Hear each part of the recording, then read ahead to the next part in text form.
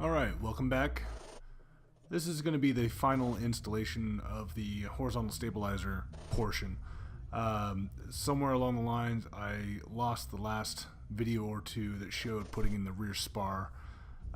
So I've sped this up quite a bit and cut out a lot of time, so you'll see it skip here and there, just kind of showing as I'm riveting around the sections here. The instructions have you rivet the horizontal stabilizer in a specific order. If I recall correctly, you start along the forward spar and you work from the inner portion and work your way out along the forward spar. And the portions where it is doubled up with the stiffener, I guess, in the center portion of the spar, you use a slightly longer, I think it was a 3-4 rivet, and then once you get to the end of that, past the end of that, then you go to a 3-3.5, I think. And then it has you work on the more aft cap pieces on the center spar or center rib assembly there, and rivet that in place. And then it has you essentially just rivet everything else, and you rivet from the spar up to the aft end of the horizontal stabilizer. So it's a very specific order that it has you rivet the skins in place. And again, I think that's mostly just to kind of push the skin out and prevent pillowing, is my guess. So anyway, that's what I'm doing here, going through. As I've said before in previous videos, I had multiple efforts in getting the frame in there just right to where the skin sat in correctly, and I ended up having to countersink the holes.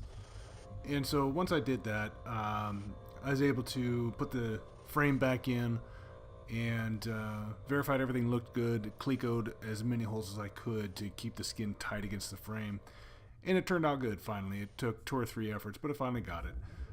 So here I am going through and, as I said, cutting to different stages of the rivet process. It was quite a long process, but this was one of my 8-hour marathon days, so I was able to get it done in one shot. Process altogether isn't terribly difficult. When you're riveting the nose ribs and you start riveting around the curve of the leading edge, there are a few of those that I had to actually drill out and re-rivet. The bucking bar wouldn't sit in there quite right, and I didn't quite have the rivet gun flush against the skin, and so it ended up making an angle of a rivet.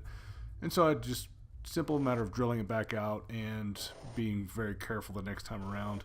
But it's not the easiest thing to do, so it ended up happening a few of the rivets around the leading edge. The rubber tipped rivet attachment that I have on there now helps tremendously. It helps it from walking as you're riveting, and in the wide surface there makes it rivet very well. So if you don't have that, I would recommend it. So here's the finished product. Got everything riveted and took it out just to look at it and see how it looks.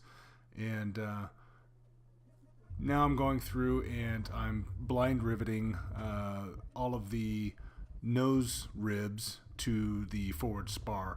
I think the instructions might have actually had you do this first, but I wanted to line everything up first, and then I went right to riveting the skins on.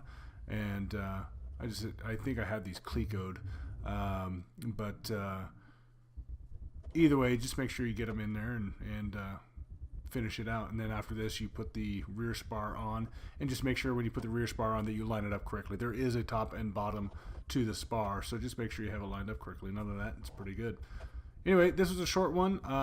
Again, I appreciate all those that continue to follow my videos, and I'll try to keep putting these out as I'm able. We'll see you next time around.